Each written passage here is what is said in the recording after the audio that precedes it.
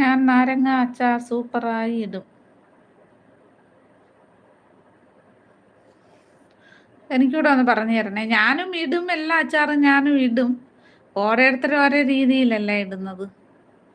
അതാ ഒന്ന് പറഞ്ഞു തരണേ എങ്ങനെയാണെന്ന് നോക്കാം. ഞാനാണെങ്കില് മാങ്ങ നമ്മുടെ മാങ്ങയുണ്ടല്ലോ, മാങ്ങ പച്ചയ്ക്ക് നീളത്തിലിങ്ങനെ കീറി കീറി എടുക്കും. എന്നിട്ട് ഉപ്പും പുരട്ടി ഒരു ദിവസം വെയിലത്ത് വെക്കും. അപ്പം അതിൻ്റെ വെള്ളം എല്ലാം അങ്ങ് പറ്റിപ്പോവും.